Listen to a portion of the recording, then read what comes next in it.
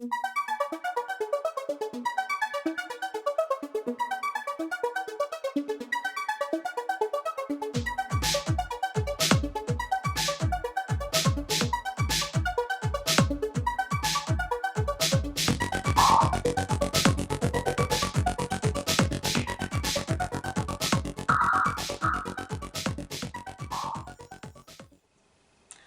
my name's Spider-Mancini, welcome back to the channel.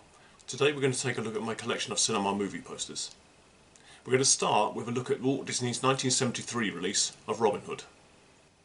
This is the Style B poster, produced for the 1983 re-release. Now this isn't the first quad poster that I ever owned, but it is the poster for the first movie that I ever saw at the cinema upon its original release, so therefore it's very special to me. Before the days of VHS, DVD, Blu-ray, and now of course Disney+, Disney used to re-release their classic movies at the cinema roughly every 10 years, so that a whole new generation of children could experience them. With the arrival of these animated classics on first VHS, DVD, and then of course Blu-ray, the cinematic releases began to decline. And now of course, with all the movies available on Disney+, it seems unlikely that these films will ever return to the cinema again. And that's a great shame. I began to collect posters in the mid-80s, thanks to the help of some very generous cinema managers. I was there most weeks, asking for whatever posters caught my eye that week, like this lovely one for Creepshow 2. Horror became my main focus for poster collecting. Wes Craven's Deadly Friend had a very limited cinema release, and I was very lucky to be able to get hold of the quad poster for the movie. I took this quad poster of Evil Dead 2 to a signing by its director, Sam Raimi. I was worried that it was a little bit frayed around the edges, a little bit creased, but Sam took one look at it and he said he actually preferred it that way. He said it gave the poster authenticity. I'd always loved the artwork for the UK versions of the Nightmare on Elm Street posters, much preferring them over their American counterparts. I was very lucky. After winning a premiere, my own private premiere, for A Nightmare on Elm Street Part 2, I'd struck up a relationship with its distributor, Palace Pictures. Every year that a new Elm Street movie came out, they would send me the poster. I had the ones for Elm Street 2, Elm Street 3, etc. The poster for Elm Street 2 was problematic. The artwork by the artist Graham Humphreys featured a burn-scarred Freddy Krueger. There were reports that children entering the cinema would be terrified as they saw his face as they went to see their family-friendly movies. There was also a huge 5-foot-tall, 6-foot-tall poster on the London Underground. As word got around, these posters were rapidly withdrawn and replaced with a bland, black and white, title-only poster. Released in 1986, Aliens, the sequel to Ridley Scott's classic Alien, also had a very bland, title-only poster. However, to drum up interest, this poster was coupled with a poster-sized reprint of an article from the UK's Sun newspaper. The article features some more dynamic images from the movie, including one of the film's heroine, Ripley, played by Sigourney Weaver, facing off against a terrifying alien creature. This is probably one of the most famous horror movie poster images in the world. The poster for the classic 1978 John Carpenter's Halloween. I bought a replica poster, which I've been getting the big name members of the cast and crew to sign over the years, including the film's director John Carpenter and lead actress Jamie Lee Curtis, among many other actors and actresses from across the Halloween movies. However, you may be surprised to see that the famous pumpkin dagger was not the image that was used to promote the movie over here in the UK. On the UK quad, what we get is Annie sat in her car with a floating hand just outside the window. If you take a careful look though, you can make out just behind Annie's dark hair, Michael's white mask looking over from the back seat. The font for this poster is also vastly different. In fact, the poster itself says nothing about Halloween, apart from the title. If you took the title away, you would not know that this movie was set on Halloween night, at all. The original 1978 Halloween movie has had many re-releases over the years, mostly around October and the Halloween period. Not all of them have had an accompanying poster though.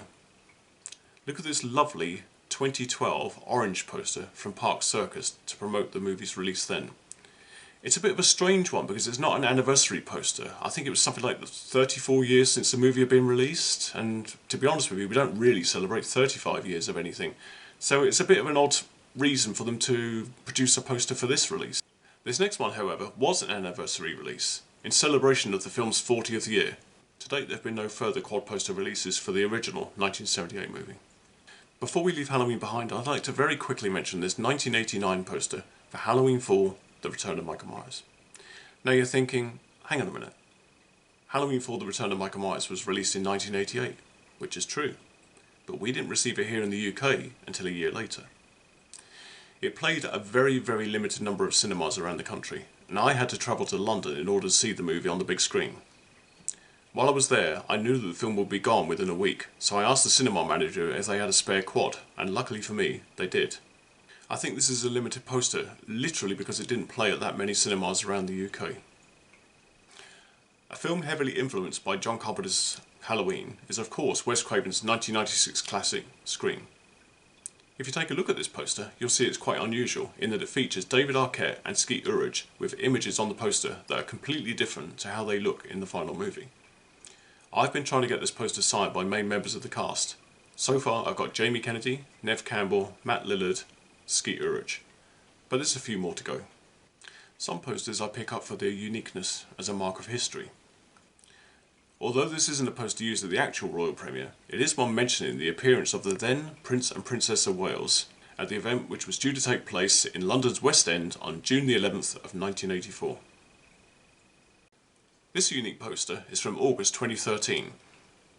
It is for the limited run 3D conversion of the classic movie Jurassic Park. This poster is quite unique. It's for the one night only live broadcast of the singer Robbie Williams' Take the Crown tour from August 2013. Now and again, film companies will produce what they call a teaser poster before the main final poster for the film is revealed. One of my favourites is for 2012's The Amazing Spider-Man. I love the main poster. I love that Spider-Man's up on the wall. I love that you can see the city down below, the perspective you get. It's absolutely fantastic. However, the teaser poster itself is also pretty interesting. You've got Peter Parker high up a wall, his face silhouetted, his shadow casting a giant spider down the wall. Underneath, we don't get the title of the movie at all, but what we do get is a tagline saying the untold story. Now, fans looking at the poster will know that this is a Spider-Man poster. It doesn't even need to have the title on it. But it's just a very eye-catching, fantastic teaser, and one of the best I think.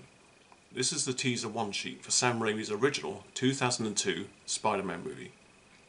It was released to cinemas shortly before the tragic events of September 11th, 2001, and very quickly withdrawn afterwards because it features, in Spider-Man's eye, the reflection of the Twin Towers. When I met Sam Raimi, I wanted him to sign this poster, not because it's controversial, literally because I thought it was a fantastic one-sheet poster that would frame fantastically up on my wall.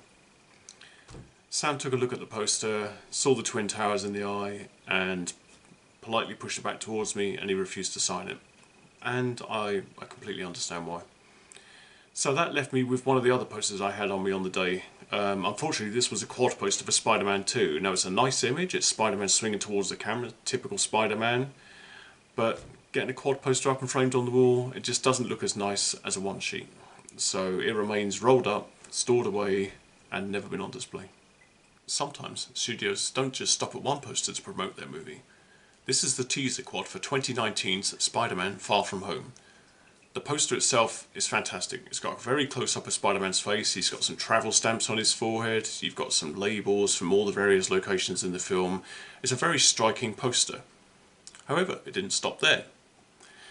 Further posters were released, further quad posters. In fact, I think there were 3 further quad posters. I'm not sure if I've missed any. If I have, these are the only 3 that I have. So we had one for Berlin, we had one for Venice, and finally we had one with Spider-Man atop the London Eye looking over London. This poster is for the first of a series of Star Wars movies to be converted into 3D for a cinema re-release. The plan was to convert all of the prequels, The Phantom Menace, Attack of the Clones, Revenge of the Sith, followed by A New Hope, the original 1977 film, The Empire Strikes Back, and Return of the Jedi. Now, unfortunately, only The Phantom Menace was released to the cinema. The other 2 films in the prequel series, Attack of the Clones, Revenge of the Sith, were converted to 3D, but they were never given a UK or worldwide cinema release. Those movies ended up being screened at Star Wars Celebration events. I think one of them was in Germany, which was Attack of the Clones, and the Revenge of the Sith, I believe, was screened in Orlando, but I may be incorrect about that. After Disney's 2012 purchase of Lucasfilm, the 3D conversions of the original Star Wars movies, Star Wars, The Empire Strikes Back and Return of the Jedi, were swiftly scrapped. I believe I've heard that they actually began the 3D conversions on those movies, but how far they got, I don't think we'll ever know, and I don't think we'll ever see those movies in 3D, unfortunately. Another famous Star Wars poster is this one used in the movie's original title, A Star Wars Revenge of the Jedi.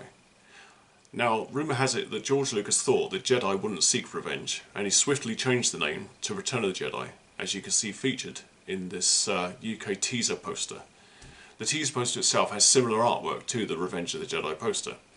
The original posters featuring the Revenge title became much sought after by fans after the title had been changed. We'll end with a look at a fun Rambo 3 poster. The final poster for Rambo 3 features an image of Rambo in the sky, looking over a giant helicopter and a band of troops, all marching across a desert. It's all very, very serious, which is something which cannot be said of the teaser poster. Now, the teaser poster is emblazoned with the words, Rambo's back. The image itself is an actual photograph of Rambo's back. His back is facing the camera. It's all really good fun. So if you liked today's video and you're interested in collecting cinema posters for yourself, what can you do? Your first port of call should be go to your local cinema and ask the staff there. Now, cinemas nowadays, not all of them have printed posters. Some of them have gone for those electrical displays, and obviously they are not going to be able to help you. But so if you can find a local cinema with the printed posters, just go in and ask. Sometimes they'll have spares, sometimes they sell them for charity at the door, and you might find the ones that you're looking for. Of course, there are other channels. You've got movie and collectors fairs all around the country. If you do a bit of a Google, you'll find out where they are local to you. And there's quite a few of them, mostly London based, and they've got some of the modern cinema posters and of course some of the classic cinema posters. But the further back in time you go, you're going to be paying a premium for those posters, especially popular titles such as Star Wars, and especially rare titles such as Revenge of the Jedi. Your other option is to go to eBay. The trouble with eBay is you've got to be sure that what you're buying is a genuine poster and not just a reprint, and just be aware of what you're getting is all I can say on that one. So yes, I hope you've enjoyed that video. If you have, give it a thumbs up. In the comments, please tell me what posters you've got, what poster you think is fantastic, what's the pride of your collection, what poster you would like to get, and where you think you might be able to get it. And we'll be back with another video soon. Thank you very much. Give me a like, give me a comment, subscribe to the channel. Thank you very much.